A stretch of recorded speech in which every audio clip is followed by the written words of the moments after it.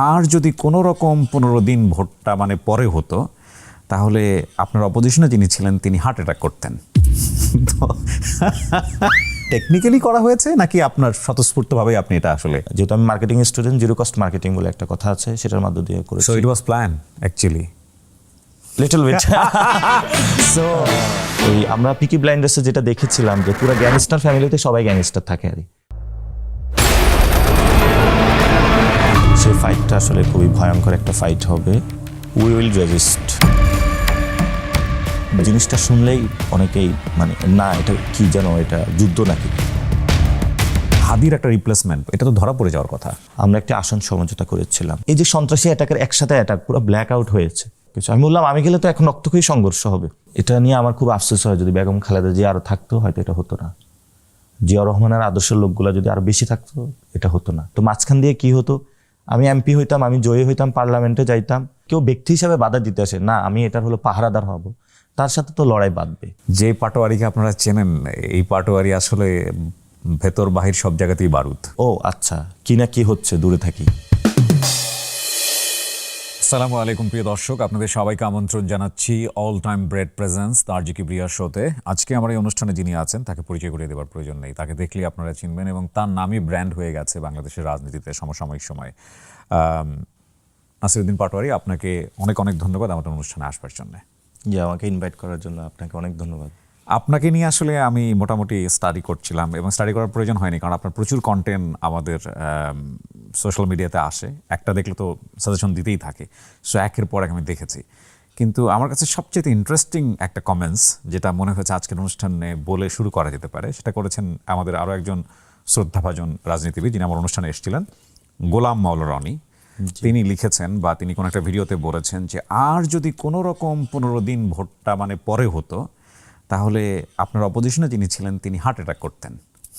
তো মানে এত চাপার প্রয়োজন কি ছিল আসলে? মানে বেচারিকে এত বেশি চাপে রাখা, এটা কি খুব টেকনিক্যালি করা হয়েছে নাকি আপনার স্বতঃস্ফূর্তভাবে আপনি এটা আসলে এভাবেই, আপনি এরকমই? আসলে আমাদের তো হারানোর কিছু নেই, আমরা তো গড়তেছি।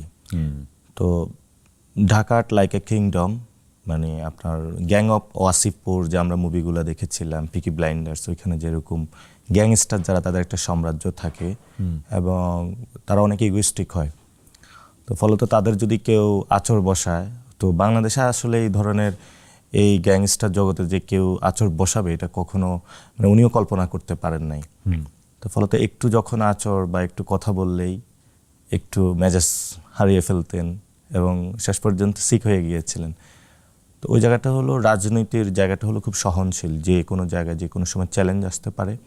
আর আমাদের যে নতুন জেনারেশনের রাজনীতি, আমরা তো যে ওল্ড সিস্টেম সেটা মেনে নিচ্ছি না, ফলত ওল্ড ভার্সেস নিউ যে সেটেলমেন্ট, সেটা একটা ফাইট ছিল। আপনার নির্বাচনী যে হেরে যাওয়াটা, এটাকে আপনি কিভাবে দেখছেন? বেসিক্যালি আমি ক্যাম্পেইনে প্রথমে ওসমান হাদি ভাইয়ের হত্যাকাণ্ডের পর একটা টাফ জোন ছিল এবং আমি ওনার মতো ক্যাম্পেইন শুরু করেছিলাম, মসজিদে যাওয়া, সোসাইটির সাথে কথা বলা, তা ওনাদের সাথেই। তা আমার একদিন শাহজাহানপুরে আমতলায় আমি জুমা নামাজ পড়েছিলাম। জুমা নামাজ পড়ে বের হয়ে দেখলাম, আমি প্রথমে খুবই কম মানুষ নিয়ে হলো প্রচারণা করতাম, 5, 6, 7 জন। আমি মনে করি যে লক্ষ লক্ষ লোক নিয়ে মিছিল করা এগুলো আসলে ব্যাড কালচার। 4, 5 জন যাবো, মানুষের সাথে অনেক বেশি স্বতঃস্ফূর্তভাবে কথা বলা যায়, মানুষের সাথে মেশা যায়। মানুষ আমাদের সাথে অনেক মিশতে চেয়েছিল, আমাদের মানুষের সাথে মেশার সুযোগটা পাইনি। তো জুমা নামাজ থেকে বের হলাম, বের হওয়ার আমার পিছনে ফিরে দেখি 1000 লোক। তো এটা ছিল শাহজাহানপুরে, তো মির্জা আব্বাসের বাসার পাশেই মসজিদ। আমি তো নামাজ পড়ে চলে আসছি, সেখানে হালকা একটু বক্তব্য রেখি। এর পরের দিন আমি ক্যাম্পেইনে নামছি, এরপরে দেখি আমার বিভিন্ন জায়গায় এই আয়সা একটা কটু কথা বলে, ও আয়সা বলে যে এটা করেন কেন। পরে খোঁজ নিয়ে দেখলাম এই ছাত্র দল অথবা যুব দল। তো তারপরেও আমি কিছু বলি নাই। পরে আমি গুলিস্তানে ক্যাম্পেইন করতে গিয়েছিলাম, একটা ব্যবসায়ী এসে আমার কাছে কান্নাকাটি করতেছে যে ভাই আমি 500 টাকা আজকে ইনকাম করেছি, আমার 200 টাকা হলো চাঁদার জন্য দিয়ে দিতে হয়েছে। তো আমি ওনার থেকে পুরো হিস্ট্রিটা শুনলাম। It's like the multi level marketing system, মানে একদম আপ লোয়ার লেভেল থেকে গুলশান অফিস পর্যন্ত, ওইখান থেকে আমি এটা ফাইন্ড আউট। তো এটা পিছনে কে খুঁজতে খুঁজতে পাইলাম আমাদের যিনি এই যে আব্বাস ভাই আছে, উনি ঢাকা শহরে কিন্তু বড় সড় একটা গ্যাংস্টার এবং উনি পুরো ফাইন্যান্সিয়াল এই সাম্রাজ্যটা নিয়ন্ত্রণ করে। ছাত্রদল, যুবদল সবকিছু। আমি এগুলা কিন্তু আগে অত বেশি, আমি মনে করছি যে বিএনপি একটা স্থায়ী কমিটির সদস্য ভদ্র লোকই হবে। আমি শুনতাম যে খারাপ লোক আছে, কিন্তু এত খারাপ যেটা জানতাম না। তো ওনার ব্যক্তির প্রতি আমার কোনো রাগ নাই, ইটস অ্যাবাউট দ্য সিস্টেম।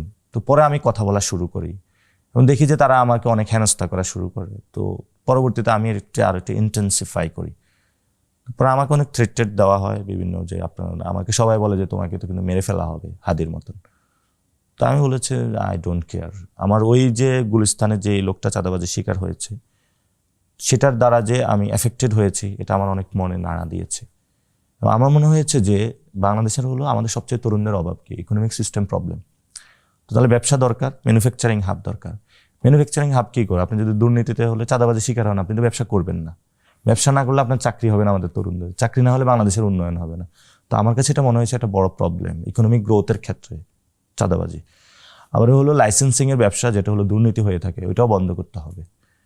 আর আরেকটা জায়গা হলো ব্যবসায়ীদের ভীতিকর, অর্থাৎ সন্ত্রাসী কার্যক্রম তাদের সাথে, অর্থাৎ সন্ত্রাস, চাঁদাবাজি, দখলদারিত্ব।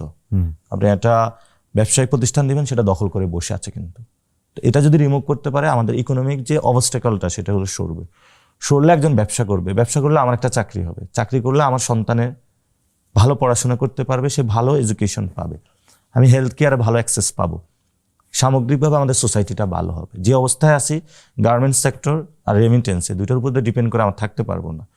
সো আমি যেটা বলেছি, এটা নট অনলি ঢাকা আর্টের কেন্দ্রিক, আমি হোল বাংলাদেশে ন্যারেটিভটা দিয়েছি। গতকালকে একজন বিএনপির সাথে কথা বলতে, উনি বলতেছে তোর কারণে আমাদের 20-30টা সিট কমে গিয়েছে।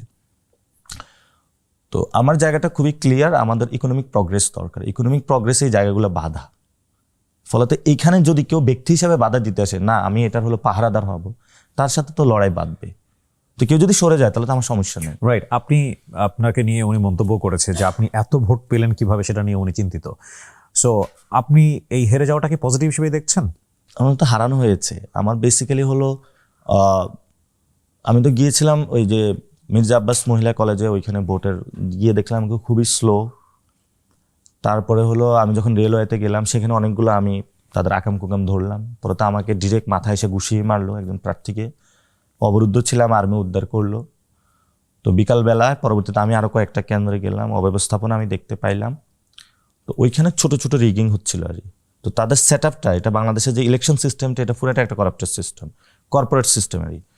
আপনি অনেকগুলো টাকা কামাবেন, টাকা নিয়ে বসবেন এবং একটা পুরো কর্পোরেট সিস্টেম করে কেন্দ্র করে সবাইকে ম্যানেজ করে তারপরে হয়তো প্রিজাইডিং অফিসার যারা, সেখানে আগে একটা বুকিং দেওয়া হয়েছে। আপনি দেখবেন মির্জা আব্বাস সাহেব হলো বাংলাদেশ ব্যাংকে গিয়েছে, সেখান থেকে কথা বলে বাংলাদেশ ব্যাংকের অনেক করাপ্টেড কর্মকর্তাকে প্রিজাইডিং অফিসার বানিয়েছে এবং সেখানে হলো দুর্নীতিগুলো বেশি করেছে। সন্ধ্যার পরে তারা কি করেছে, যে মানুষ তো ভোট দিয়ে গিয়েছে এবং আমি তো দেখছিলাম যে আমার ভোটের রেশিও এবং আমি মানুষ থেকে যে রেসপন্স পেয়েছি, সেই জায়গা থেকে আমি মনে করছি ঠিক আছে, এটাতে আমাদের ইনশাল্লাহ জয় আসবেই। তো আমি একটু নির্ভয় ছিলাম যে ঠিক আছে, আমাদের সব কিছু ঠিক আছে। পরে একসাথে 97টা কেন্দ্রে তারা অ্যাটাক দিছে। এটাতে আমাদের এজেন্ট যারা, তারা ভরকে গিয়েছে এবং প্রিজাইডিং অফিসার ছাড়া তারাও ভরকে গিয়েছে এবং এজেন্টরা ভয় হলো সাইন করে দিয়েছে, ওইটা যারা যেভাবে বলেছে সেভাবেই। ফলত আমাদের তো টাকা পয়সা না যে আমি 97টা কেন্দ্রে, তাহলে প্রত্যেকটা কেন্দ্রে আমার 200-300 করে লোক থাকবে এবং তারা হলো অস্ত্র সজ্জিত। আমার তো ওই জায়গায় ওই ক্যাপাসিটিটা ছিল না। ফলত কেন্দ্রগুলো যখন অ্যাটাক হয়েছে ভোটের হলে, ওই জায়গাটা রিগিং শুরু হয়েছে আর কি। তো প্রত্যেকটা জায়গায় তারা সিস্টেমটা করেছে, কোথাও একটা বড় সাইজে করে না, যেটা নিয়ে মানুষের সামনে উন্মোচন হবে, ছোট ছোট করে করেছে। এবং আমি প্রশাসনের সাথে গিয়ে বসলাম, প্রশাসন বললো একদিন আগে আমাদের সাথে একটু বসলেই তো হইতো। তো আমি বললাম এটা বসতে হবে, যে এটা কেন, মানুষ ভোট দিবে, সেই ভোটের মধ্যে যে আসবে সেই হবে, আমি কি আপনার সাথে বসবো? তাহলে পরের দিন আপনাদেরকে আপনি যে কথা বলবেন সেটা অনুযায়ী আমার চলতে হবে। তো বুঝলাম যে প্রশাসনেরও ওইখানে হেল্প আছে, প্রশাসনে এঙ্গেজমেন্ট হয়ে গেছে। তো রাতের বেলায় যখন আরো সময় হচ্ছিল, পরবর্তীতে ওই আমরা পিকি ব্লাইন্ডার্সে যেটা দেখেছিলাম, যে পুরো গ্যাংস্টার ফ্যামিলিতে সবাই গ্যাংস্টার থাকে আর কি। তারপর হলো মির্জা আব্বাস হলো মিলেনিয়াম হলো ইউনিভার্সিটিতে গেলায়, সেখানে যা ভোট চুরি করলো। তার বউ সিদ্ধেশ্বরীতে গেল, সেখান থেকে আমার ফোন আসতেছে, 2টা বোনকে আটক করে রাখছে। আমি প্রশাসনকে বলতেছি, প্রশাসন মুভ করতেছে না। পরে প্রশাসনকে বললাম, ওই ম্যাজিস্ট্রেট যিনি ছিল উনি একটা কেন্দ্র রক্ষা করে আরেকটাতে গিয়েছে, পরে এটাতে আবার অ্যাটাক হয়েছে। তো আমি বলেছিলাম তাহলে কি আমরাও ফিল্ডে নামবো? আমি ওই রাত্রে আহ্বান জানাতে বাংলাদেশে একটা রক্তক্ষয়ী সংঘর্ষ হতো, কিন্তু আমার মনে হয়েছে ওই রক্তক্ষয়ী সংঘর্ষে আমার যাওয়া উচিত না। পৃথিবীর মানুষ অথবা বাংলাদেশের মানুষ দেখবে যে এখানে কি হয়েছিল। আমার ওই যে তখন যদি আমি ডাক দিতাম 50-60-1 লাখ মানুষ হলো, আমি এমনিই পাইতাম। এটাতে কি হতো, একটা কনফ্রন্টেশন হইতো, মারামারি হইতো। অনেকগুলা মানুষ হসপিটালাইজ থাকতো। তো মাঝখান দিয়ে কি হতো, আমি এমপি হইতাম, আমি জয়ী হইতাম, পার্লামেন্টে যাইতাম, তো আমি তারপরে হসপিটালে গিয়ে ওই মানুষগুলোকে কি জবাব দিতাম? ওনার ছেলে এক জায়গায় গিয়েছে, ওনার যে ভাগিনা আদিত্য রিটার্নিং কর্মকর্তার সাথে, অর্থাৎ যেই আপনার নিয়ম রয়েছে বক্সের ভিতরে সিল পড়তে হবে, বাইরে পড়লে এটা বাতিল, তারা রিটার্নিং অফিসারের সাথে লিয়াজু করে প্রিজাইডিং অফিসারের সাথে যোগসাজশ করে সেটাও তারা ইনক্লুড করাইলো। এবং মির্জা আব্বাসের ওয়াইফ ডিরেক্টলি ওইখানে গিয়ে গুন্ডামি মাস্তানি নেতৃত্ব দিল এবং তার ফ্যামিলির সবাই এটাতে করলো। তো সেই জায়গাটা হলো এই যে সন্ত্রাসী অ্যাটাকের একসাথে অ্যাটাক পুরো ব্ল্যাক আউট হয়েছে, এটা আমরা কিভাবে ট্যাকেল দিব? আমার তো অর্থাৎ আমাদের এখানে 108টা কেন্দ্র, প্রত্যেকটা কেন্দ্র মাফিক তারা হলো পার ডে তাদের হলো 30,000 টাকা করে খরচ ছিল। এখন পার ডে তারা খরচ করেছে, আমি ফুল ক্যাম্প মানে আমার ফুল ইয়াতেও একটা কেন্দ্র খরচ হয় না আমি যে টাকা খরচ করেছি। আমি মানুষের কাছে বেশি গিয়েছি, মানুষ আমাকে ভোট দিতে এসেছে। তো এখন আমার জায়গাটা ছিল আমি ভোটগুলো রক্ষা করার, অর্থাৎ আপনার দোকানে আইসা একজনের টাকা দিয়ে গিয়েছে, এখন যাতে কোনো ডাকাত এসে না রক্ষা করে আপনার লকার আছে, আমি যে লকারও দিচ্ছি এই লকারটা তো আমার দেওয়ার কাজ না, এটা তো ইলেকশন কমিশনের দেওয়ার কাজ। ইলেকশন কমিশনের কাজ হলে মানুষ এসে ভোট দেবে, সিকিউর করবে, যে জয়ী হবে তাকে জয়ী ঘোষণা করবে। ফলে ইলেকশন কমিশন তো এটা রক্ষা করতে পারে নাই। আমি তো একজন নাগরিক হিসেবে আইন আমার হাতে তুলে নিতে পারি না। আমি প্রশাসনের অফিসে গিয়েছি, প্রশাসন আমাকে সেই হেল্পটা করে নাই। এবং সবচেয়ে যেটা আমি 1 মিনিটে শেষ করব, অ্যানেক্স ভবনে যেটাতে হলো ভোটের বড় একটা রিগিং করা হয়েছে, অর্থাৎ ভার্সিটিতে একটা কেন্দ্র ছিল, সেখানে আমি পুলিশ পাঠাইছি, প্রশাসনের ডিসি অফিসে গিয়ে পুলিশ উদ্ধার করতে পারে নাই ব্যালট বক্স। তারপর আমি বিজিবি পাঠাইছি, সেটা উদ্ধার করতে পারে নাই। আর্মি মুভ করবে, প্রক্টর তাদেরকে বাধা দিয়ে রেখেছিল। পরবর্তীতে যখন আমি বলেছি আমি এখন যাওয়া শুরু করবো, এখানে রক্তক্ষয়ী সংঘর্ষ হবে, আমাকে ডিসি বলতেছে তাহলে আপনারা করেন সবকিছু। আমি বললাম আমি গেলে তো এখন রক্তক্ষয়ী সংঘর্ষ হবে, 2 দল মাঠে মারামারি করবে। পর আমি বলছি ঠিক আছে তাহলে আমি যাচ্ছি। তখন সাথে সাথে হলো প্রক্টর ফোন দিছে, ঠিক আছে আর্মির মোবিলাইজেশন লাগবে না, পুলিশ এবং বিজিবি হলে ব্যালট বাক্স উদ্ধার করে আইসা দিয়ে গেছে। মাঝখানে হলো 3 ঘন্টা কোনো ফলাফল হয় নাই।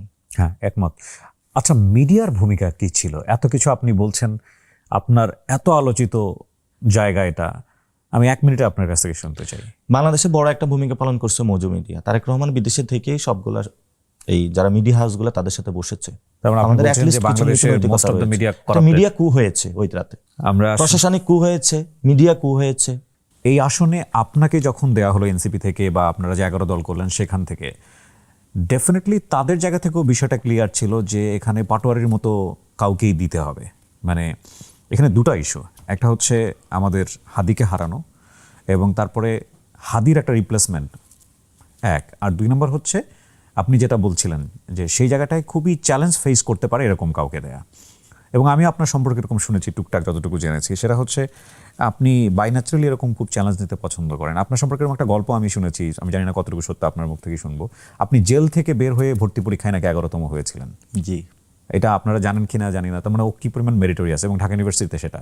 হ্যাঁ, ঢাকা ইউনিভার্সিটি। কি স্টোরিটা আমাকে একটু বলেন তো। আমি বেসিক্যালি আমার ইন্টারে ইউনিভার্সিটির সিলেবাসটা শেষ করি। তো আমাদের যে দারুণ নাজাতে সাধারণত ওই সময় সব কলেজেই আমরা কিন্তু চিনি জানি যারা ফার্স্ট বয়, তো প্রত্যেকের মধ্যে একটা চ্যালেঞ্জ হতো কি এবার ভার্সিটিতে ফার্স্ট। আপনি দারুণ নাজাতের স্টুডেন্ট? আমি দারুণ নাজাতে ছিলাম। এই দারুণ নাজাত সম্পর্কে সম্ভবত আমাদের আজহারি একটা বক্তব্যে কোনো একটা কিছু বলেছিল যে এত ভালো সিনিয়র্স ছিল। ওকে, মিজানুর রহমান আজহারির কথা বলছি। জি, সিনিয়র ছিল। তো সেই দারুণ নাজাত সিদ্দিকী। ওকে, তো ওইখানে আমি ঘোষণা দিয়েছিলাম আমার মানে ভর্তি পরীক্ষা আমি ফার্স্ট হব, কারণ আমার প্রিপারেশনটা পুরোটাই ঢাকা ইউনিভার্সিটি ভর্তি পরীক্ষা। কারণ এটা যার সিলেবাসটা কভার করা থাকে, এটা আমাদের ইন্টার লেভেলে যারা আছে, মানে এটা বুয়েটও অনেক এরকম ঘোষণা দিয়ে থাকে, ঢাকা ইউনিভার্সিটিতে ঘোষণা দিয়ে থাকে। এটা তো খুবই মানে আপনার এসএসসি ইন্টারের রেজাল্ট কি ছিল? 2টাই প্লাস ছিল। ওকে, তারপর আপনি এতটা কনফিডেন্ট ছিলেন? আমার জিকেটাও ফুল কভার করা ছিল, বাংলাও কভার করা ছিল, ইংলিশটাও কভার করা ছিল। মানে এটা কি বি ইউনিটের কথা বলছেন? খ unit, B unit, D unit 2টার জন্যই। ওকে, তারপর কি হলো? তো কোশ্চেন কোথা থেকে করবে? কোশ্চেন তো এখান থেকেই করবে। হ্যাঁ, কোশ্চেন তো আর বাহির থেকে করতে পারবে না, সেখান থেকে করলে এখান থেকে তো আসবে। এবং আমার অ্যাসেসমেন্টের জায়গা ছিল, যারা মিল্লাতে যারা ছিল, নটরডেমে যারা ছিল, ফুলতা আমাদের অ্যাসেসমেন্ট থাকে যে কেমন, এবং সেই কোচিংগুলোতেও যে অ্যাসেসমেন্টগুলো হয় সেই কোচিংগুলোতেও আমি ভালো রেজাল্ট করছিলাম। এবং আমি পরে যখন কোচিং করতে আসছি দেখছি যে আমি ভালো করতেছি, এবং সেখানে আমি প্রথমে একটু ভয় পাইছিলাম যে না কি হয়, পরে দেখলাম যে না সব কিছুই আয়ত্তে আছে। না, কিন্তু আপনি তো ওই সময় তাহলে জেলে গেলেন কিভাবে? ওইখানে ফার্ম গেটে তো সবাই কোচিং করতে আসে। জি, তো আমি ফার্ম গেটে তো আমি মধ্যবিত্ত ফ্যামিলির ছেলে, একটা মেসে উঠি। তো তো ওই ম্যাচটা হলো শিবিরে ম্যাচ ছিল, যেটা হলো আমাদের দারুণ নাজাতের বড় ভাইরা আমাকে এখানে উঠিয়ে দিয়েছে। ওকে। তো ওনারা ভার্সিটিতে চলে গিয়েছে, আমি জিজ্ঞেস করলাম কোথায় উঠা যায়, তো ওনারা বললো আমরা এখান থেকে পাশ করেছি, ম্যাচটার পরিবেশ ভালো। তো তেজকুনি পাড়ায় মসজিদে এটা নামাজের পরে যে হেফাজতে ইসলামের তখন আন্দোলন ছিল ইসলাম নিয়ে। কত সালের গল্প এটা? 13 সালে। 2013 সালে। 13 সালে। ওকে। তো মসজিদে নামাজের পরে আন্দোলন হয়েছিল। তো আন্দোলনের সময় হলো যারা আওয়ামী লীগে তারা আন্দোলনে বাধা দিয়েছিল, কিন্তু মুসল্লি যারা, ওরা তো পলিটিক্যাল না, একদম সাধারণ মুসল্লি, তারাও ওকে সাইড করে চলে গিয়েছিল। তো রাতের বেলায় হলো ওই জায়গাতে মেসে পুলিশ আসে এবং আমি বাংলা শিট পড়তেছিলাম। তো এসে সবাইকে মারধর শুরু করে। তো আমি তো তাকায় আছি, এরা কই থেকে আসলো, বড় বড় অস্ত্র সব কিছু। পরে আমাদেরকে মারলো, পরে চোখ বাইন্দা থানা নিয়ে গেল। তো থানা নিয়ে রাখলো, নির্যাতন করলো, রাতের বেলায় ডাকলো, যেদিকে রিমান্ডে নিয়ে গেল। তো আমাকে প্রথমে অনেক মারছে, পর আমি সেন্সলেস হয়েছে, আবার ধরে নিয়ে গেছে। ওহো। তারপরে পা উপরের দিকে দিয়ে, মাথা নিচের দিকে দিয়ে আবার মারছে। মারার পরে আবার সেন্সলেস হয়েছি, আর নিয়ে আসছে। তো আমি তো দারুণ নাজাতের কারণে আমি দেখা গেছে সব ওয়াক্ত নামাজ পড়ি। তো আমি দাঁড়াতে যাচ্ছিলাম, দাঁড়াতে পারছিলাম না। পরে ডান পা ভেঙে দিয়েছিল তারা। তো আবার নিয়ে আমাকে মারছে। এইরকম আক্রোশ হওয়ার কারণটা কি? মানে আপনার তো কোনো ধরনের ব্যাকগ্রাউন্ড ছিল না যে লাইক আমি জিজ্ঞেস করছিলাম যে আমাকে ধরে নিয়ে আসছেন কেন? বললো আজকে 24 জনকে ধরতে হবে, এর মধ্যে তুমিও আছো। মানে তাদের প্রত্যেকটা থানা একটা কোটা থাকতো, পুলিশের উপর একটা বার্ডেন ছিল। এখন যারা অ্যাকচুয়াল ফাইটার তাদের তো আসলে ধরা যায় না, তাদের সব ধরনের অ্যারেঞ্জমেন্ট থাকে, কোথায় পালিয়ে যাবে, কোথায় কি করবে, অথবা যারা ওই সময় পলিটিক্যালি খুবই ওই সময় আন্দোলন করতেছিল। তো ওইখানে হলো শিবিরেরও কিছু লোক এসে রাতে ছিল। তো ওরা এটাকে সেফ জোন মনে করছে, তাদের ফোন ট্র্যাকিং করে আবার এইখানে এসেছে। আমরা একদম অধিকাংশ স্টুডেন্ট ছিলাম এবং আমাদের অনেকের এই জীবনটা ব্যাহত, মানে আমরা যেই এক্সপেকটেশনটা ছিল যে ঠিক আছে একটা ট্রমা ছাড়াই জীবনটা একদম ইউনিভার্সিটি যাবে, ইউনিভার্সিটি ভর্তি হব, টিচার হব বা বিসিএস দিব, এটার মধ্যে ছিল। ওইখানে আসলে জীবনে বাঘটা ঘুরে যায়। তো আপনার পাটা ভেঙে গেল, তারপরে? পা ভেঙে তারপরে আমি তো দাঁড়াতে যাচ্ছিলাম, পরে দাঁড়াতে পারতেছিলাম না। পরে বললো যে তুই তো আসলে শিবির, তুই নামাজ পড়তেছিস। তা আমি বললাম আমি তো নামাজ দারুণ নাজাত থেকে পড়ি, দারুণ নাজাতে তো আসলে এটা করা যায় না। তো পরে আবার মারলো, মেরে রেখে দিল। তো ওইখানে আসলে জায়গাটা ছিল খুবই স্যাঁতস্যাঁতে, থানার যেটা, এটা আসলে চেঞ্জ করা উচিত বাংলাদেশে। পানি নাই, ওয়াশরুমের খুব বাজে অবস্থা, এবং আপনি যে শুইবেন ওই জায়গাটাও নাই, এবং দিন রাত আপনি পার্থক্য করতে পারবেন না, ছোট একটা বাল্ব জ্বলে। তা আমার বেসিক্যালি ওইখানে তেজগাঁও থানাতে ছিলাম, তো পাশের থেকে মসজিদের আজান দিত যখন, তখন আওয়াজটা একটু পেতাম। ওইটা অনুযায়ী আমি ক্যালকুলেট করতে পারতাম কখন আমি নামাজ পড়বো। তো এটার পরে তো আমার আব্বুকে খোঁজ দেই, সেন্ট্রিকে আমার পকেটে 400 টাকা ছিল। তো এই সময় কিন্তু অনেকে ঘুমও হয়ে যায় যদি বাসায় না জানে। তো পরে আব্বু খোঁজ পাইছে, পরে লয়ারের সাথে যোগাযোগ করছে। তো পরে আমাদেরকে জেলে অর্থাৎ ম্যাজিস্ট্রেট কোর্টে উঠাইছে, ওইখান থেকে পরে রায় দিয়ে পাঠিয়ে দিচ্ছে কাশিমপুর কারাগারে। প্রথমে পাঠাইছে কেন্দ্রীয় কারাগারে, যেটা এখন নাই, এটা পরিবর্তন হয়ে এখন হলো কেরানীগঞ্জে গিয়েছে। তো ওইখানে আমরা 2 দিন ছিলাম। আমার প্রথমে দিছে একটা রুটিটা খুবই মানে খাবারের যোগ্য না। পরে আমি এটা পকেটে নিলাম, কারণ এটা আমি খাওয়ার আসলে কীভাবে খাবো এটা আমি হচ্ছিল না। আর পরে খিচুড়ি দিল, খিচুড়িতে আসলে পোকামাকড় মানে একদম এরকম করতেছে। তো পরে জেলের ভিতরে কিন্তু আবার এই রান্না বান্না অথবা খাবার কেনার সিস্টেম আছে। কিন্তু প্রিভিয়াসলি যারা গিয়েছে একজন দেখছিল যে আমার খুব বাজে অবস্থা, পরে আমাকে মানে আমার সকালবেলা থেকে একদম সন্ধ্যার দিকে খাবার দিয়েছিল একটু, পরে ওটা আমি খেয়েছি। আর ওইখানে একটা নিয়ম আছে যে ইলিশ ফাইল, অর্থাৎ আপনি এইভাবে ঘুমাইতে পারবেন না, এইভাবে, অর্থাৎ ইলিশ মাছ যখন বিক্রি করে এইভাবে জায়গার সংকট। তো সেখান থেকে পরবর্তীতে আবার ওইখানে চালান হয়, মানে একজনকে কিনে নিয়ে যায়, অর্থাৎ 5,000 টাকা 6,000 টাকা, অর্থাৎ আপনি যদি টাকা দেন তাহলে আপনি একটু রিল্যাক্স মোডে থাকতে পারবেন। তো আমার তো এরকম কেউ ছিল না, আমার ফ্যামিলি তো খোঁজ খবর নেই যে আমাকে কেউ কিনে নিয়ে যাবে, বা সাংগঠনিক যারা ছিল বা পলিটিক্যাল যারা ছিল তারা তো হেল্পিংয়ের জায়গাটা ছিল। তো একজন প্রফেসর ছিল, উনি হলো ঠিক আছে তাহলে উনিও আমার সাথে যাক। পরে দিন হসপিটালে 1 রাত ছিলাম, পরে তো আমাদেরকে ওইখান থেকে আবার শিফট করে কাশিমপুর কারাগারে হাই সিকিউরিটি জেলে পাঠালো। ওইখানে 4 মাস মতন ছিলাম, 3 মাস 17 দিনের মতন ছিলাম ওইখানে। আমি পরবর্তীতে তো ইউনিভার্সিটি প্রিপারেশনটা একটু থমকে যায়, পরে ওইখানে আবার বই নিয়ে আবার প্রিপারেশনটা শুরু করি, এবং পরবর্তীতে বের হওয়ার পরে ভার্সিটি পরীক্ষা হয়, পরীক্ষার পরে এই তো রেজাল্ট হয়। So you got the position 11, হ্যাঁ 11তম। 11তম। ও ওয়াও! যে পাটোয়ারিকে আপনারা চেনেন, এই পাটোয়ারি আসলে ভেতর বাহির সব জায়গাতেই বারুদ, বাই দ্য ওয়ে।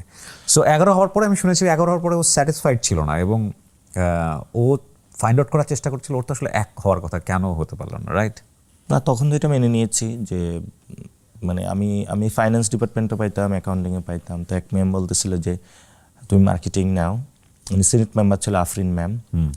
তো আমি এখন যেখানে থাকি পরিবাগে, ওই আফরিন ম্যামের ফ্ল্যাটে ছিল, পরে ওনার ইউএসএ চলে গেছে, আমাকে এটা বলেছে তুমি এখানে থাকো। তো ম্যাম বললো যে বাইবাতে ছিল যে তুমি মার্কেটিং নাও, পরে আমি মার্কেটিং নিয়েছিলাম। হোপসো এটাই হয়তো ক্যাম্পেইনে একটু কাজে লেগেছে মার্কেটিং। Okay fine. সো আপনি একদমই ট্র্যাডিশনাল ওয়েতেই পড়াশোনা করছিলেন নাকি এই রাজনীতির সঙ্গে আপনার কোনো ধরনের যুক্ততা ছিল, বা রাজনীতির বাইরেও যদি আমি বলি সবসময় নাগরিক অধিকার নিয়ে সোচ্চার হওয়া, এই ব্যাপারগুলো থেকে আপনি ইনভলভ ছিলেন? আমি ছোটোবেলায় পলিটিক্যাল পড়াশোনা করতাম, বিকজ আমাদের ফ্যামিলি পলিটিক্স করতো না, বাট পলিটিক্যাল জায়গাটা কনসিয়াস থাকতো। আমি কমি মাদ্রাসায় পড়াশোনা করেছি, সেখানে বিভিন্ন যে পত্রিকাগুলো সেগুলো আমি পড়তাম, এবং সেখানেই বেসিক্যালি যে হিস্টোরিক্যাল মডার্ন ইসলামিক যে হিস্টোরিক্যাল সে জায়গাটা পড়ে, আব্বাসীয় খেলাফত, এটা তো আমাদের সিলেবাসে ছিল। এবং পরবর্তীতে আমি যখন দারুন্নাজাতে আসি, তো ফার্স্ট বয় যারা তাদেরকে তো আসলে শিবির টার্গেট করে, তো ওইখানে বেসিক্যালি শিবির করা নিষিদ্ধ ছিল। তো ওইখানে আমি কর্মী হয়েছিলাম দারুন্নাজাতে। ওকে। তো ওইটার পরে শুনি যে আমাকে বের করে দিবে। তো বেসিক্যালি ওইখানে আমাদের আসলে যে মারামারি অথবা রাজপথে এটা ছিল না, অর্থাৎ এখানে মডার্ন যে স্টেটগুলো আছে এখানে ইসলামের ইমপ্লিমেন্টেশনটা কি, ওই জায়গাটা আমি বোঝার চেষ্টা করেছিলাম।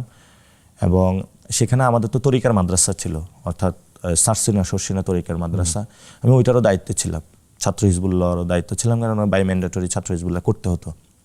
ফলত ওইখানেও তো একটা তরবিয়ত এবং তালিম যেটাকে বলতো, দুইটারও পলিটিক্যালেরও মিশ্রণ ছিল। তারপরে ওইখানে আমার সাথে পরিচিত হয়েছিল যে ইসলামী শাসনতন্ত্র ছাত্র আন্দোলন, বেসিক্যালি মাদ্রাসা এই সংগঠনগুলাই বেশি।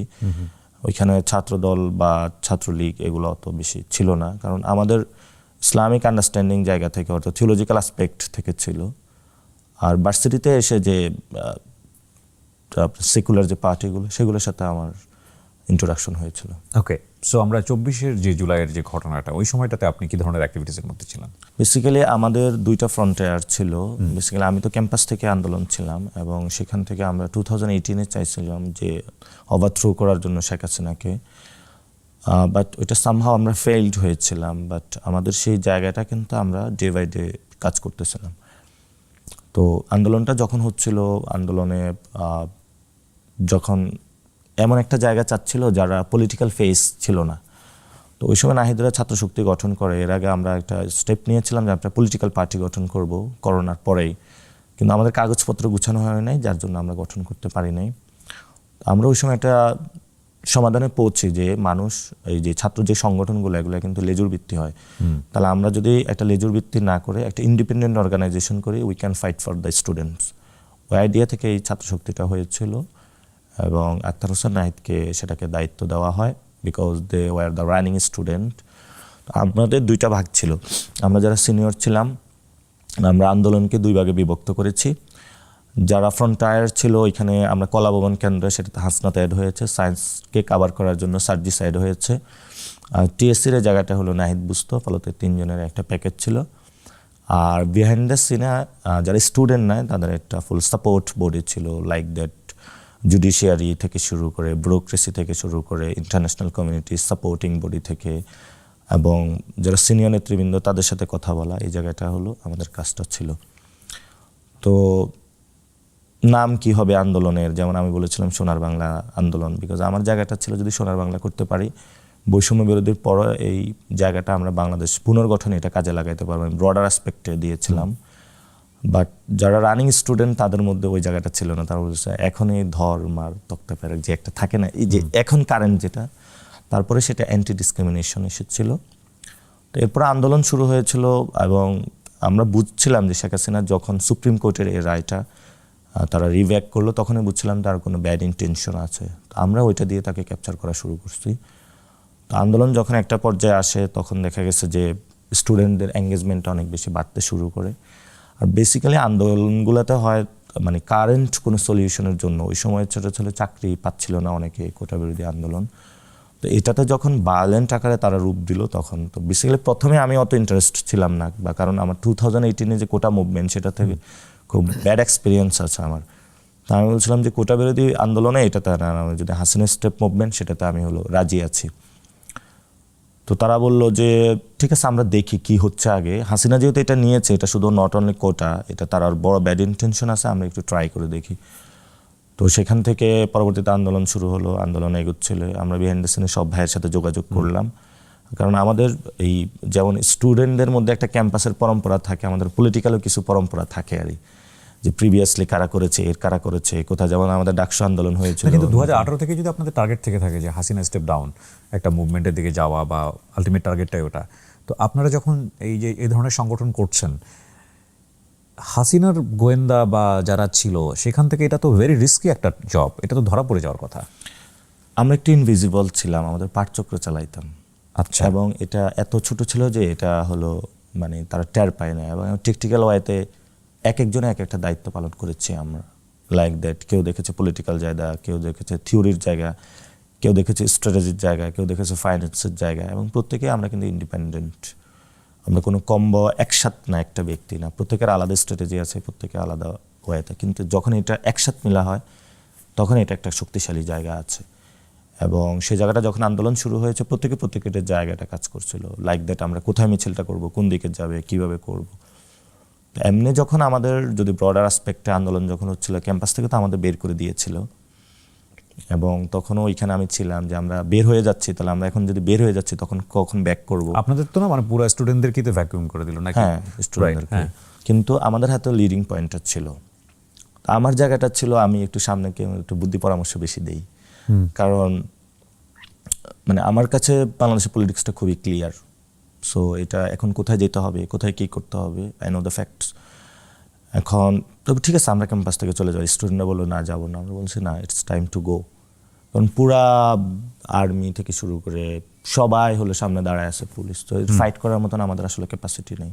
আমরা হাত তুলে বের হয়ে গিয়েছিলাম। পরবর্তীতে আবার শহীদ মিনারে ব্যাক করেছি, দোয়েল চত্বর দিয়ে এন্টার করার চেষ্টা করেছি, আমরা পারি নাই, ছাত্রলীগ দেয় নাই। তো আন্দোলনটা একটা পর্যায়ে যখন মেয়েদের উপরে হাত তুললে হলে হলে মারামারি শুরু হলো, এবং ভার্সিটি থেকে ছেলেরা আবার চলে গিয়েছিল, আন্দোলনটা ওয়ান কাইন্ড অফ স্থমিত হয়ে গিয়েছিল। না, কিন্তু তখন কি আপনারা বুঝতে চাচ্ছিলেন যে this is the ultimate time, এখনই হাসিনার এই যে এক দফা যে ব্যাপারটা, নাহিদের যে অ্যানাউন্সমেন্ট আসলো? না, এটা তখনও হয় নাই, এটা তখন আপনারা বুঝতে পারেন নাই? না, এটা তখনও হয় নাই। এটা আমরা বেসিক্যালি আন্দোলনটা স্বতঃস্ফূর্ত জায়গায় বেশি ছেড়ে দিয়েছিলাম। ওকে। অর্থাৎ মানুষ আমাদেরকে বলতেছে, আমরা এখনো এটা করি। আমি আমার ক্যাম্পেইন স্টুডিওতে সেম কাজ করেছি, মানুষের স্বতঃস্ফূর্ততা অনেক বেশি, অর্থাৎ পিপল যেটা বলে, মানুষ যেটা চায় সেদিকে আমরা বেশি অ্যাক্ট করি। এবং মানুষ অনেক সাফারিংসের মধ্যে থাকে, ফলত সেই হালচালটা অনেক বেশি জানে।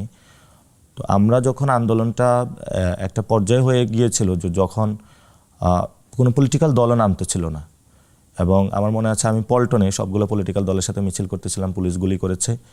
তো আমি একটা জায়গায় গিয়ে আশ্রয় নিয়েছি, কারণ আমি চাচ্ছিলাম পলিটিক্যাল দলগুলো একটু মোবিলাইজেশনটা হোক। তো আমরা হুট করে নাহিদ ফোন দিলাম, হাসনাতরও ফোন দিলাম, সার্জিসকেও ফোন দিলাম, নাহিদ ফোন দিলাম, ভাই আপনি একটা জায়গায় আসেন। পর আমি পল্টন থেকে বেড়াইদ, যে আসনটা এখন নাহিদের, 7-8 কিলো হলো, আমার পায়ে জুতা ছিল না, আমার হেঁটে গিয়েছি। এবং রাস্তার এমন অবস্থা ছিল যে ওইখানে যুদ্ধ অবস্থা, এবং রাস্তায় আমি অনেক লাশ দেখেছি। এবং আমি গলির একটা মুখ থেকে আরেকটা মুখে বের হয়েছি, ওইখানে শুটিং চলতেছে, মানে এলাকাবাসীর সাথে পুলিশের ধাওয়া পাল্টা দেওয়া। এবং আমি যখন বনশ্রীর এই পাশ থেকে ওই পাশটা ক্রস করি, কারণ আমি যে এই পাশ দিয়ে রাস্তা দিয়ে হেঁটে যাবো অবস্থা, ওই সময় থানা জ্বালাই দিয়েছিল, যার জন্য আমার ক্রস করা পসিবল ছিল না। তো একটা সাঁকো আছে, বাঁশের সাঁকো, অর্থাৎ আপনি এটা দিয়ে পার হয়ে যেতে হয়। তো ওইটাতে বাঁশের সাঁকোটাও জ্বালায় দিছে, কারণ পুলিশ গিয়ে কি করে, ওই সাঁকো দিয়ে যায় এলাকাবাসীর উপর আক্রমণ করে যারা আন্দোলন করতে আসে।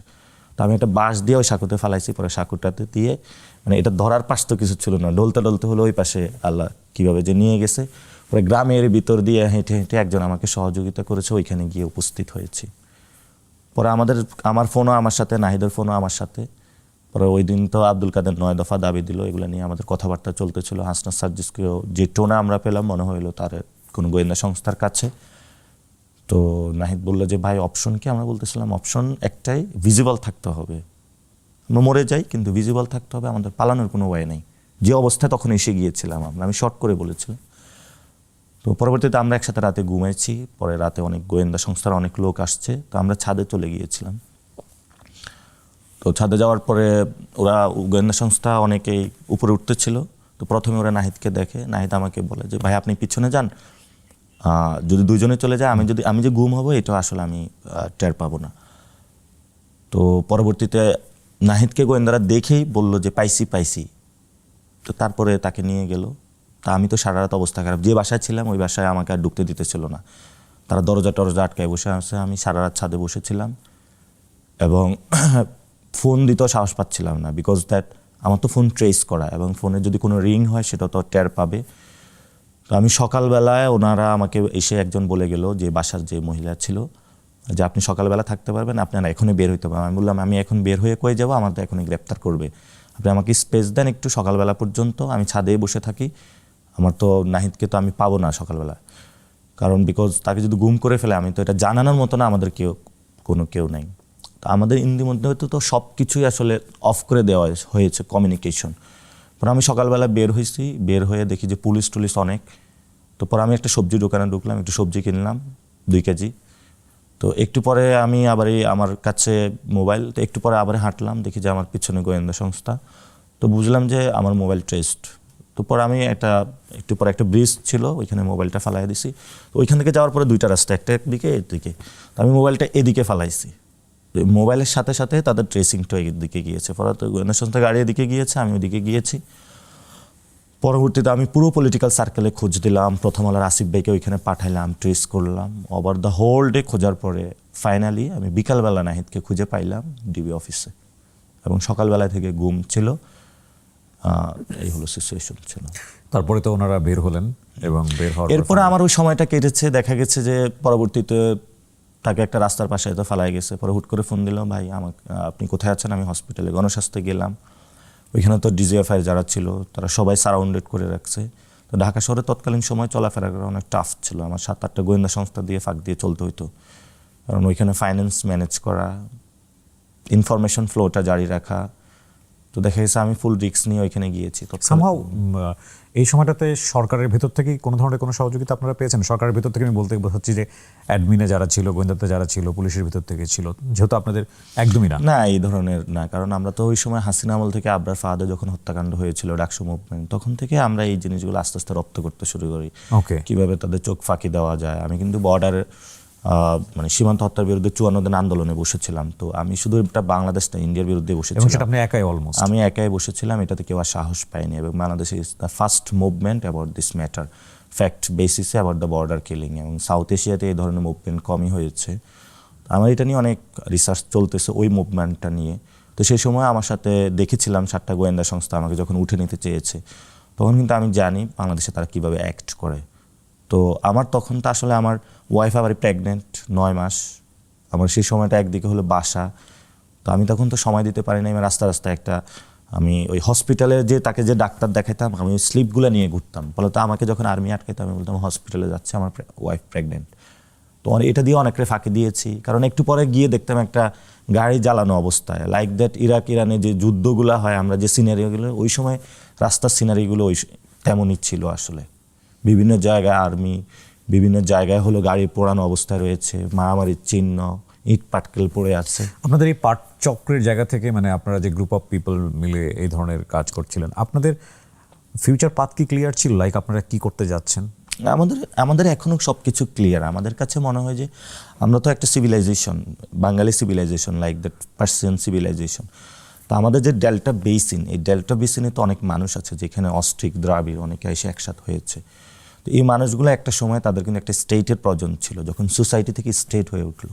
তো এই মানুষগুলো আসলে কখনোই স্টেট গঠন করতে পারে নাই। 47-ও চেয়েছিল, 71-ও চেয়েছিল।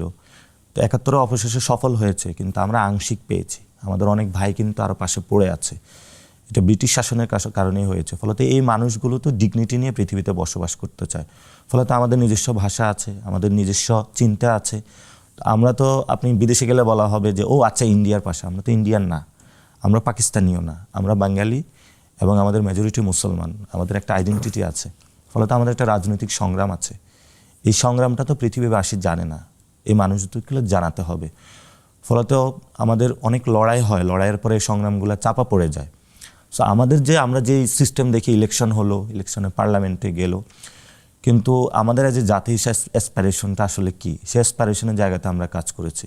আমাদের ডিপ্লোম্যাটিক রিলেশনগুলো কেমন হবে, আমাদের এই যে ভারতের মতন পেটের মধ্যে আমরা কি বেঁচে থাকতে পারবো নাকি পারবো না, আমাদের তো এই 18 কোটি মানুষকে রক্ষা করতে হবে। এখান থেকে মানুষগুলো চলে যাচ্ছে বিদেশে, তো এখানে তো যে মানুষগুলো রয়েছে, যিনি একজন কৃষক, উনি তো বিদেশে যেতে পারছে না, তাহলে আমি তাকে কিভাবে রক্ষা করব, ওনার ভাষাকে কিভাবে রক্ষা করব, ওই মানুষটার জীবন সংগ্রামকে আমি কিভাবে রক্ষা করব, আমার যারা ফিউচার যারা আছে আমরা তাদেরকে কিভাবে রক্ষা করব, সেই জায়গাটা তো আমাদের দাঁড়াতে হবে। তো এই জায়গাটা আমাদের পলিটিক্যাল আন্ডারস্ট্যান্ডিং, এটা অনেক জায়গায় এই লড়াইটা শুরু হয়েছে।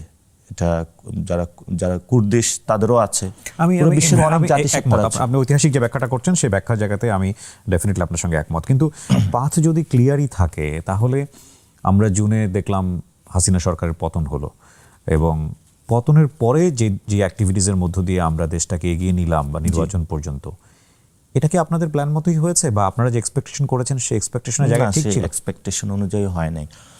বেসিক্যালি পরিবর্তনটা যখন হয়, পরিবর্তনটা সব জায়গা থেকে হতে হয়। আমাদের গণ অভ্যুত্থানে ব্যুরোক্রেসি থেকে কোনো মিছিল বের হয় নাই, মিলিটারি থেকে বের হয় নাই, সিভিল সোসাইটি থেকে বের হয় নাই। যখন সর্বাংশে এই ধরনের মানুষের মধ্যে দূতনাটা সৃষ্টি না হয়, তখন কালেকটিভ ওয়েতে পরিবর্তনটা হয় না। স্টেট তো অনেকটা বিষয়ের কালেকটিভিজম, এবং সেই জায়গায় তো অনেকগুলো ইনস্টিটিউশন রয়েছে, অনেকগুলো জনসমষ্টি রয়েছে। তো এটাতে আমরা বলে গেলে রাজনৈতিক জনগোষ্ঠী গঠন। তো আমাদের জনগোষ্ঠীটা পলিটিক্যাল ওয়েতে এখন হয়ে ওঠে নাই। গ্রিক অ্যাথেন্সের মানুষ যখন পলিটি হয়েছিল, আন্ডারস্ট্যান্ডিংয়ের মধ্য দিয়েই কিন্তু একটা নগরী তারা গঠন করেছিল। আমরা সেই জায়গাটা এখনও যাইনি। তো ফলত আমরা যেটা ডেলিভারি করেছিলাম, আমি তো সরকারের অংশ হই নাই, আমি পলিটিক্যাল মেসেজগুলো ইয়াং জেনারেশনের কাছে ডেলিভারি করেছি। যারা অংশ হয়েছে, আমাদের যারা উপদেষ্টা হয়েছে, তাদের ওই জায়গাটা চিন্তাটা ছিল না, ফলত তারা ওই জায়গাটা ফুলফিল করতে পারে নাই। আর যদি সর্বাংশে জিনিসটা বিপ্লবে রূপান্তরিত হতো, তাহলে আমাদের যে স্বপ্ন ধরা, যে আমরা যে দেশটা চাই, সেটা আমরা পরিবর্তন করতে পারতাম। আমরা যখন কাজ শুরু করেছি, এর মধ্যেই তো 5-6 দিনের মাথায় তো শুরু হলে ইলেকশন দিতে হবে। এখন আপনি ইলেকশন, গণতন্ত্র মানে তো না যে একদিন ভোট দিলেন এটা গণতন্ত্র। আপনার নির্বাচন কমিশন, দুদক থেকে সবগুলো ইনস্টিটিউশন ঠিক আছে কিনা, এটা হলো ডেমোক্রেটিক। এবং অনেকেই তো ধরনের কথা বলেন যে বিপ্লবটা কেন হলো না। বিপ্লব হয় না, ওই যে বললাম না যে পলিটিক্যাল জনগোষ্ঠী, এটা কি করা যেত না ওই সময়টাতে? এটা তো যে স্টেক হোল্ডাররা আপনার ওই সময়টাতে এক ধরনের মানুষের সাপোর্ট ছিল যাদের, তারা কি চাইলে ভবিষ্যৎটাকে দেখতে পারতেন না? বা না, এটা তো 5 তারিখে সকালবেলা যখন সবগুলো পলিটিক্যাল দল ক্যান্টনমেন্টে চলে যায়, তখন আপনি কিভাবে আর পারবেন? তারা তো এই লড়াইটা তো অংশগ্রহণ করে নাই। আপনার যখন মাঠে মানুষ, তো সেটা তো ক্যান্টনমেন্টে আর্মি তো তখন ক্ষমতা নিয়ে নিয়েছে, এবং পলিটিক্যাল দলগুলোকে তারা সেখানে নিয়ে গিয়েছে। পরে না আমরা রিব্যাক করলাম আবার যে না, ক্যান্টনমেন্টে না, জনতার মধ্যে হলে হবে। এবং সেখানে তো আমরা বলছিলাম যে আমরা হলো নতুনভাবে রাষ্ট্রের জন্ম দিতে চাই।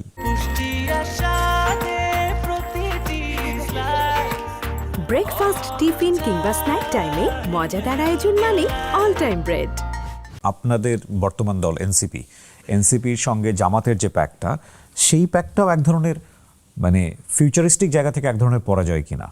আমি আপনাদের দলেরই একজনের ইন্টারভিউ করছিলাম এখানে, সামান্তা, যার ইডিওলজির জায়গাটা আমার কাছে আমি খুব ইনফ্লুয়েন্স হয়েছি, তার বক্তব্যের জায়গাটা থেকে। যে একটা থার্ড ডাইমেনশন বা একটা থার্ড ডাইমেনশন আমি বলবো না, যে তৃতীয় শক্তির যে উদ্ভব হচ্ছিল এনসিপিকে চিন্তা করছিলাম আমরা, সেই জায়গাটা হারিয়ে গেল কিনা জামাতের সঙ্গে প্যাক্ট হওয়ার পর? না, ওই শক্তিটা হারায়নি। আমাদের যে অডিয়েন্স অথবা যারা, বিশেষত ইয়াং জেনারেশন, পরিবর্তনটা তাদের মধ্যে দিয়ে হবে বলে আমরা বেশি মনে করি। এই জেনারেশন কিন্তু বিএনপির মধ্যেও আছে, জামাতের মধ্যে আছে, এনসিপির মধ্যেও আছে। আমরা হোল জায়গাটা ক্যাপচার করতে পারি নাই। কেন পারেন? অনেকগুলো কারণ আছে। বৈষম্যতে সবাই ছিল, এটা তো কোনো দল ছিল না। পৃথিবীর আপনি যতটুকু হিস্টোরিক্যাল ডেটা ঘাটবেন, সেই জায়গাটা থেকে আপনি দেখবেন না এই ধরনের স্বতঃস্ফূর্ত কোনো আন্দোলন হয়েছে। এটা পৃথিবীতে অন্যতম একটা আন্দোলন হয়েছে। আন্দোলনটা হয় আগে একটা গুছানো প্ল্যাটফর্ম থাকে, যেটা 90-তে অনেকগুলো জোট গঠন হয়েছে, তারা বলছে আমরা এই উদ্দেশ্য করবো গণঅভ্যুত্থান। এবার কিন্তু এমন ছিল না। ফলত এটাতে কি হয়েছে, আপনার যখন অভ্যুত্থান হয়েছে, সবগুলো ফ্লুইড থাকার কারণে সবাই সবার প্ল্যাটফর্মে ফিরে গিয়েছে। ফলত যে গণঅভ্যুত্থানের যে অ্যাসপিরেশন, সেটা হলো অধরা রয়ে গিয়েছে। তো আমরা আশা করি সামনে যে প্ল্যাটফর্ম, এটা যখন আমাদের শক্তিশালী জায়গায় যাবে, ভবিষ্যতে যেটা হবে সেটা ইনশাল্লাহ আমরা হলো প্ল্যাটফর্ম দিয়েই করব, যাতে আমরা প্রেসিডেন্ট হাউস থেকে স্কুল কমিটি সর্ব জায়গায় সেটা ছড়িয়ে দিতে পারি। অনেকেই মনে করতেছে যে বিপ্লব জিনিসটা শুনলেই অনেকেই মানে না এটা কি যেন, এটা যুদ্ধ নাকি। না, এটা যুদ্ধ না, এটা একটা পরিবর্তন। লাইক দ্যাট আপনার স্কুলে নকল হয়, আপনি নকল বন্ধ করেন, that's it. Like that election কমিশনে ভোট রিগিং হয়, আপনি এটা বন্ধ করেন, দ্যাটস দ্য চেঞ্জিং। আর revolution like that Che Guevara যারা করছিল, মানে এটা বাংলাদেশের সাথে ফিট করবে না। তো ফলত ওই জায়গা থেকে আমাদের মনে হয়েছিল বাংলাদেশের এখন যে জায়গাটা আমরা আছি ন্যূনতম জায়গায় একটা সংস্কার প্রয়োজন। সেই জায়গাটা থেকে আমরা বিএনপির সাথেও বসেছিলাম, তারা এটাতে রাজি ছিল না। তো আমরা বলেছিলাম টোটালি কনস্টিটিউশন পরিবর্তন, নতুন কনস্টিটিউশন প্রয়োজন। সেই জায়গায় কিন্তু আমরা পৌঁছতে পারি নাই। যেহেতু কনস্টিটিউশনে পৌঁছতে পারি নাই, তাহলে মৌলিক অনেক জায়গায় আমাদের পরিবর্তন করতে চাই, অর্থাৎ এক ধাপ আমরা এগিয়ে রাখতে চাই। জামাত সেটাতে পজিটিভ ছিল। আর আমাদের জায়গাটা ছিল আমরা কিন্তু নতুন বাংলাদেশে মাসল পাওয়ার এবং ম্যানিটরি যে পাওয়ার আছে সেটা থেকে মুক্ত হয়ে নতুন বাংলাদেশে যেতে চাই। তো সেই জায়গাতে গত 1 ইয়ারে যে এক্সপিরিয়েন্স হয়েছে, যে চাঁদাবাজি, সন্ত্রাস, দুর্নীতি বাংলাদেশে যেভাবে তারা একটি দল করেছিল, সেটা কিন্তু মানুষকে একটা ব্যাপক পীড়া দিয়েছে, মামলাবাজি থেকে শুরু করে সব কিছু। তো আমাদের ওভারঅল সিচুয়েশনে মনে হয়েছে, আমরা বিএনপির সাথেও মিটিং করেছি, আমরা কন্ডিশনও রেখেছিলাম অবাধ সংস্কার এবং চাঁদাবাজি, সন্ত্রাস, দুর্নীতির বিরুদ্ধে, বাট আমরা তাদের কাছে কোনো পরিবর্তন দেখি নাই। তো আমাদের সাথে যে অ্যালায়েন্সটা হয়েছে, আমাদের ঐক্যমতটা হয়েছে, আমাদের দেশ থেকে যে টাকাগুলো লুট করা হয়েছে লুটতরাজদের বিরুদ্ধে, ইন্ডিয়ার প্রশ্নে সংস্কার, বিচার এবং বাংলাদেশের নিয়েও পলিটিক্যাল সেটেলমেন্ট প্রশ্নে আমরা একটি আসন সমঝোতা করেছিলাম। নট লাইক দ্যাট আমরা জামাতে চলে গিয়েছি, জামাত তো আমাদের মধ্যে চলে গিয়েছে, এই জায়গাটা না। তো অনেকে মনে থাকে যে থাকে না যে ও আচ্ছা কি না কি হচ্ছে, দূরে থাকি, সেই জায়গাটা আমাদের না। এটা হয়তো ইলেকশনের পর অনেক ভিজিবিলিটির জায়গা এখন এসেছে, যে আমরা যে জামাত না, জামার মতন আমরা আমাদের মতন, এবং শাপলাগুলিতে আমাদের বেশ ভালো ভোটও সিকিউরড হয়েছে। তো আমাদের খুব বাজে পরিস্থিতি তখন ছিল, আমাদের আসলে কোনো অপশন ছিল না। অনেকে আমাদেরকে বলেছিল যে ঠিক আছে সিঙ্গেল যাওয়ার জন্য, অপশন 3টা, একটা সিঙ্গেল যাওয়া, জামাতের সাথে যাওয়া, বিএনপির সাথে যাওয়া। বিএনপির সাথেও গেলেও সেম প্রবলেম হইতো আমাদের। তো আমরা ওই করাপশনের জায়গাটা কম্প্রোমাইজ করি নাই। বিউটিফুল। আমি রাজনৈতিক দল করাটা কি সমীচীন হলো, এটার পেছনে যুক্তিটা আসলে কি? যে লাইক আপনারা যারা ছিলেন তারা তো 24-এর হিরো হয়েই থাকতে পারতেন সব ধরনের মানুষের কাছে, রাজনৈতিক দল করার ফলে জায়গাটা অনেক সংকীর্ণ হয়ে গেল না? বেসিক্যালি যেই গণঅভ্যুত্থানটা হয়েছে, এটা কিন্তু এনসিপির যারা লিডারশিপ আছে অথবা যে মানুষগুলো এখন রিপ্রেজেন্ট করছে, তাদের দিয়ে আপনি মেজার করতে পারবেন না। এটা একটা হোল জেনারেশন ফাইট। তো এই জেনারেশনের মধ্যে 3টা ভাগ ছিল। বেসিক্যালি এই গণঅভ্যুত্থানের পরে এটা আমি লিড দিয়েছিলাম নাগরিক কমিটিতে। সেটাতে রেভলিউশনারি একটা ফোর্স ছিল যারা আমূল পরিবর্তন চায়। আরটা ছিল হু আর দ্য রিফর্মিস্ট, আরটা ছিল হু আর দ্য পলিটিক্যাল, অর্থাৎ সবগুলা মানুষে কিন্তু আমার নাগরিক কমিটিতে ছিল, ডান বাম সবাই ছিল আমার এখানে। আমি সবাইকে একটা সুতায় বেঁধে রাখছিলাম এবং সেখানে আমি টের পাচ্ছিলাম যে সামনে এই ধরনের একটা পরিস্থিতি আসতেছে। তো যারা রেভলিউশনারি, তারা নতুন আমূলভাবে পুরো মানে সংবিধানে পরিবর্তন চাইলো, তারা কিন্তু ফুল পলিটিক্যাল প্রসেসে আমাদের সাথে আসে নাই এবং তারা সেই রেভলিউশনের পথেই যাচ্ছে। যারা রিফর্মিস্ট, তারা সংস্কার প্রক্রিয়া নিয়ে আমাদের কাছে স্ট্যান্ড পয়েন্ট করলো যে সংস্কার প্রক্রিয়া বাস্তবায়ন হবে। দ্যাটস ওয়াই আমরা কিন্তু সাইন করিনি, আজকে আমরা সাইন করেছি। আমরা সেটা নিয়ে খুবই আমাদের জায়গায় অনড় ছিলাম। এবং এটা কিন্তু বড় বাংলাদেশের একটা সেকশন রয়েছে যারা চাকরি করে, পেশাজীবী আছে, তারা বাংলাদেশের সংস্কার চায়, তারা ওই ধরনের রেভলিউশন নিয়ে অত আগ্রহী না। তো ফলত ওই শ্রেণীরও একটা বাংলাদেশের বৃহৎ অংশ রয়েছে। আর একটা অংশ রয়েছে পলিটিক্যাল, যারা পলিটিক্স করতে চায়। আপনি না তারা বাসায় যাবে, রিফর্মিস্ট হবে, না তারা রিভলিউশনারি হবে, দে আর দ্য ট্রু পলিটিক্যাল। তো সেই অংশটা, সেকশনটা আপনারা যেটা দেখতে পাচ্ছেন লাইক দ্য জাতীয় নাগরিক পার্টি। আবার যদি রেভলিউশনারি কল্পনা করেন, ওইটারও আলাদা সেকশন আছে, হয়তো তারা ফর্ম করে এখনো গঠন করে উঠতে পারে নাই। আবার যারা রিফর্মিস্ট আছে, রিফর্ম মেথোডোলজি নিয়ে তো আসলে এটা অনেক দিনের কাজ। এটা যে সংস্কারের এটা পাশ হয়ে গেল কালকে সংসদ, এটা তো চর্চার বিষয়। তো এটা সর্বাঙ্গে যখন এটা যাবে, সেটা নিয়েও তো একটা শ্রেণী কাজ করবে। তো আমি মোটা দাগে 3টা শ্রেণীকেই কিন্তু নাগরিক কমিটিতে রেখেছিলাম এবং 3টা শ্রেণী অ্যাক্টিভ আছে বাংলাদেশের হোল সোসাইটাল এরিনাতে। আর আমার এখানে আমি শিবির এক্স যারা তাদেরকেও রেখেছিলাম, এক্স বাম যারা তাদেরকেও রেখেছিলাম, সেন্ট্রিস্টদের রেখেছিলাম।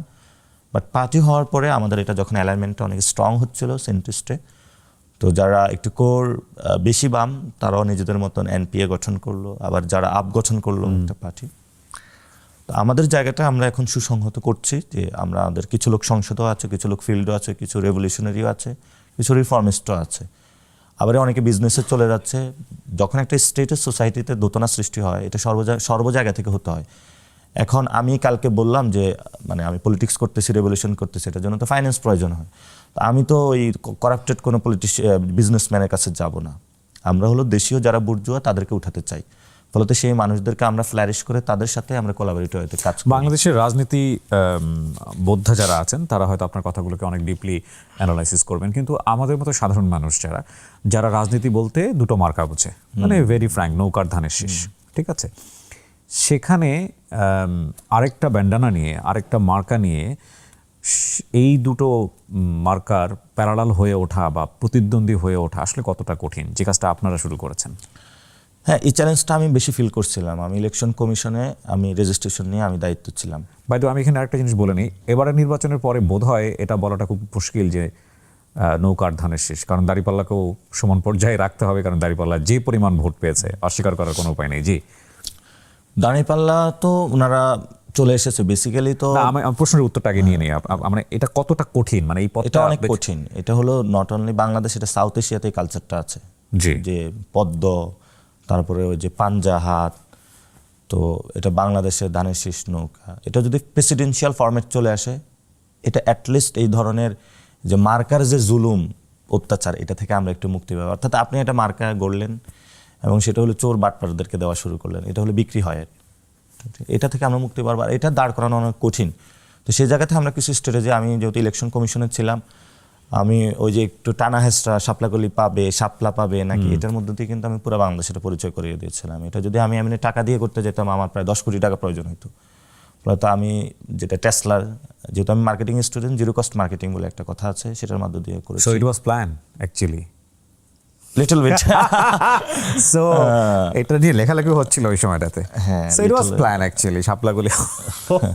ওকে, ফাইন। এটার মাধ্যমে কিন্তু ভালো একটা পরিচিতি হয়েছে। হ্যাঁ, শাপলাটা পরিচিতি পেয়েছে। পরে শাপলা কলিটা আবার পরিচিত করানো টাফ ছিল, এটা নিয়ে তো পরে অনেক ঝামেলা গেল।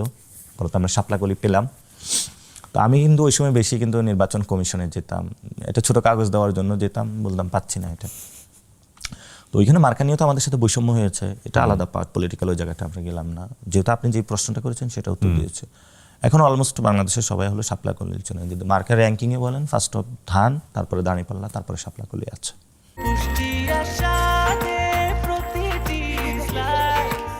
ব্রেকফাস্ট, টিফিন কিংবা স্ন্যাক টাইমে মজাদার আয়োজন মানে অল টাইম ব্রেড। নৌকা নিয়ে আপনাদের স্ট্যান্ডটা কি, বিশেষ করে নৌকার রাজনীতি নিয়ে আপনাদের স্ট্যান্ড কি? আমরা দেখলাম যে বিএনপি তো এখনো শপথ নেয়নি, আমরা যখন অনুষ্ঠানটা ধারণ করছি খুব শীঘ্রই হয়তো বা শপথ নেবে, অভিনন্দন তাদেরকে আগাম। তো বেশ কিছু মুভমেন্টও আমরা দেখেছি বাংলাদেশের বিভিন্ন জায়গাতে। দলটা এখন পর্যন্ত, আমি যতদূর জানি, এখন পর্যন্ত তাদের কার্যক্রম নিষিদ্ধ করা আছে। সেই অবস্থা দেখলাম যে বিভিন্ন রকমের তাদের যে সেন্টারগুলো থাকে, লোকাল সেন্টার, সেগুলো খুলে যাচ্ছে। তো আপনাদের বক্তব্যটা কি আসলে? আমাদের বক্তব্য সিম্পল, যদি কেউ অপরাধ করে তার বিচার হতে হবে। তো প্রথমত শেখ হাসিনা বিচারের দাবিটা আমরা তুলেছিলাম, পরবর্তী ইনভেস্টিগেশনে এসেছে দল হিসেবে আওয়ামী লীগ সে জায়গায় দায়বদ্ধতা রয়েছে। তো শেখ হাসিনা রায় হয়েছে এবং উনি দলীয় প্রধান হিসেবে খুন করার নির্দেশ দিয়েছিলেন, এবং যারা মন্ত্রী এমপি ছিল অনেকেই খুনের সহযোগী ছিল, তাদের তো বিচার হতে হবে। সাথে সাথে সেই দলটা ডিরেক্টলি মাঠে হলে সক্রিয় ভূমিকা পালন করেছিল, এই দলটা বিচারের মধ্য দিয়ে আসতে হবে। Court will decide what will be the fate of the Awami League. মানে আমার হাতে যদি বিচার নিতে বলেন, তাহলে সেটা তো আমি একটা করব। ওবায়দুল কাদের বলেছিল 5 লাখ নেতাকর্মী হত্যাকাণ্ডের শিকার হবো, আমরা কাউকে টাচ করি না, আমরা বিচারের হাত কাঠ গড়ায় দাঁড় করিয়ে দিয়েছি। যদি বিচার না হয় সেটা পরে আমরা ভেবে দেখব। ফলত আমরা বিচারে বিশ্বাসী। আওয়ামী লীগের কী হবে, শেখ হাসিনার কী হবে, সবগুলো বিচারের মধ্যে দিয়ে হবে, এটা একটা বিষয়, একটা পয়েন্ট। সেকেন্ড পয়েন্ট হলো আওয়ামী লীগের ইডিওলজি, যেটা হলো মুজিববাদ, রক্ষী বাহিনী, সেই জায়গাটাতে fully sponsored by the Indian. So আমরা মনে করি যে বাংলাদেশি যে জায়গাটা, সেটাতে আমরা ইন্ডিয়ান হিজিমনি থেকে বের হতে চাই। তো যে দলটা একটা সময় মানুষের মুক্তির স্বাধীনতা দিয়েছিল, সেই দলটা একটা সময় নাজি বাহিনীর মতন পরিণত হয়েছিল। তো নাৎসি পার্টি কি জার্মানিতে আছে? নাই তো। সেটা মানুষ ডিসাইড করবে, এবং এই নির্বাচনের মধ্য দিয়ে মানুষ সেটার রায় দিয়েছে। এবং তারা কিন্তু বিভিন্নভাবে লাঙ্গল বা বিভিন্ন দিয়ে হলো অনুপ্রবেশ করার চেষ্টা চালিয়েছে, লাঙ্গলকেও মানুষ ভোটে রিজেক্ট করেছে।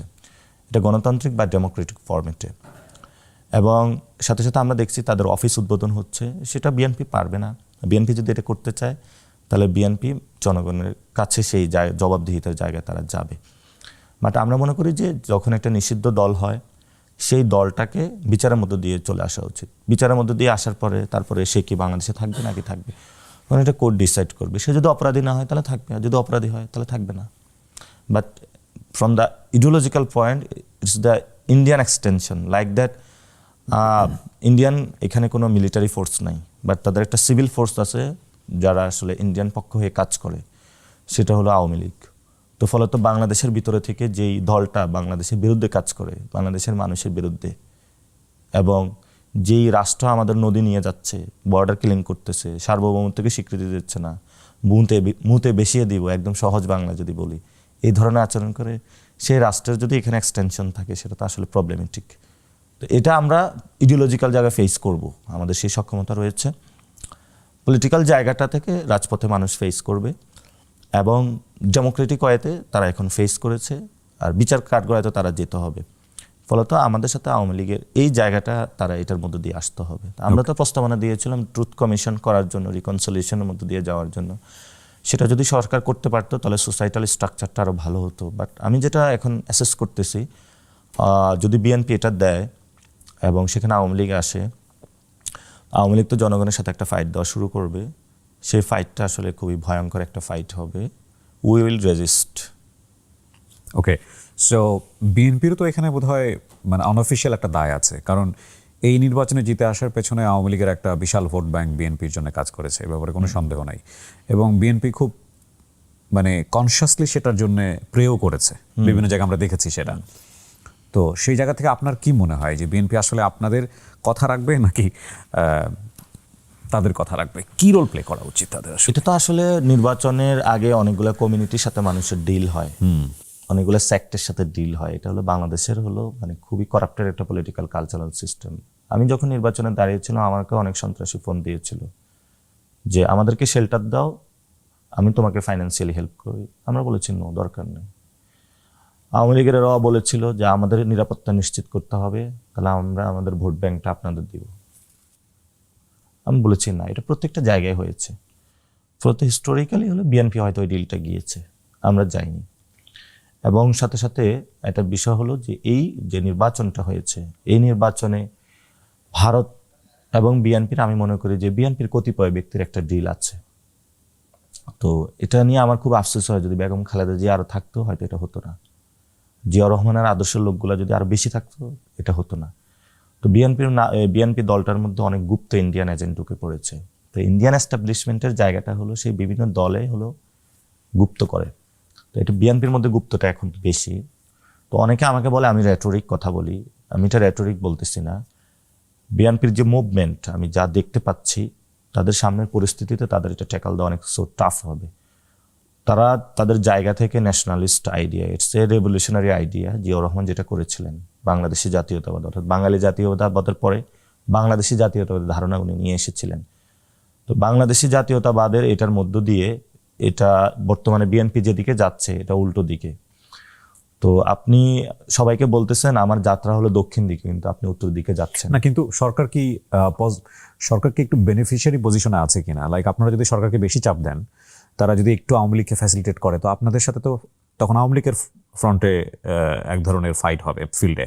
সেক্ষেত্রে তো সরকারের জন্য ওপেনলি বলা শুরু করেছে, সরকারের জন্য তো ইয়াং জেনারেশনকে সাইজ করার জন্য, অথবা যারা জুলাই গণ অভ্যুত্থান করেছিল, অথবা জুলাইয়ের যারা ফোর্স, আমাদের তো জেনারেশন ফুলটাই হলো জুলাইয়ের ফোর্স, নট অনলি আস, এটা সবাই অংশগ্রহণ করেছে, আপনারা অংশগ্রহণ করেছেন।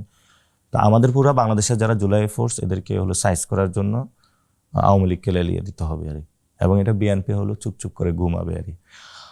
তো এই জায়গাটা আসলে বিএনপি যে ইকুয়েশনটা করতেছে এটা ভুল প্রক্রিয়া, এবং সবাই এটাতে এফেক্টেড হবে, এবং এটা দেশটা গৃহযুদ্ধের দিকে যাবে। সেই জায়গাটা আমরা মনে করি বিচার প্রক্রিয়ার মধ্যে দিয়ে ট্রুথ অ্যান্ড রিকনসিলিয়েশন তারা করতে পারলে ভালো, ওই প্রসেসটা শুরু করা উচিত, সেটার দিকে যাওয়া উচিত। তো বিএনপি যেই খোশ মেজাজে যাচ্ছে ওটা হবে না আসলে। আমরা কতগুলো জায়গায় হয়তো বিএনপিকে সুযোগ দিব, because that BNP largest party, এবং ওই যে থাকে না, আপনি যখন কাউকে একটু মারতে চান তাকে একটু বেশি খাওয়ায় পেট নষ্ট করে দেওয়া হয় আর, এই জন্য তাকে 213 আসনটা দেওয়া হয়েছে একটু পেট নষ্ট করার জন্য। এটা অ্যাবসোলিউট ওয়ান কাইন্ড অফ আবার অটোক্রেসির দিকে কিন্তু যাচ্ছে, অর্থাৎ সংসদে যদি 2/3 মেজরিটি থাকে, যা ইচ্ছা তা করতে পারবেন। তো তারেক রহমান এখন ইচ্ছা যা ইচ্ছা তা বাংলাদেশে করতে পারবেন। বাট এটা দিয়ে যেমন ভালো কাজও করতে পারবেন, আপনি খারাপ কাজও করতে পারবেন। এটার মাধ্যমে যদি আপনি আবার আওয়ামী লীগ ব্যাক করে নিয়ে আসেন, তাহলে আপনি এটার হলো ফলাফল ভোগ করবেন। আর যদি এটার মধ্যে দিয়ে আমি সংস্কার এজেন্ডাগুলো বাস্তবায়ন করি, বাংলাদেশটা যে পরিবর্তনের সুযোগটা এসেছিল এটা করে দিয়ে যাই, তাহলে তাকে আজীবন বাংলাদেশের মানুষ মনে রাখবে। আর যে পরিস্থিতি দেখছি এটা ভালো দেখছি না।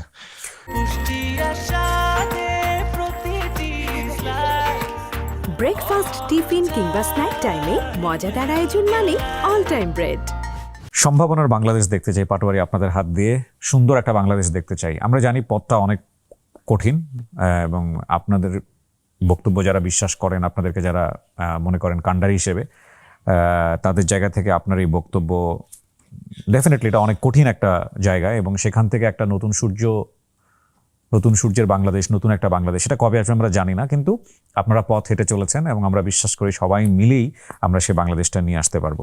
আমাদের বক্তব্যটা বা আমাদের এই অনুষ্ঠানটা এখানে শেষ করতে হচ্ছে, কিন্তু নইলে এটা নিয়ে আরও অনেক তর্ক বিতর্ক বা আলোচনা সমালোচনার জায়গা থাকতো।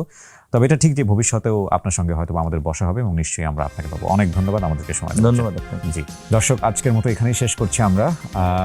যারা তখন আমাদের সঙ্গে ছিলেন তাদেরকে ধন্যবাদ জানিয়ে আসসালামু আলাইকুম।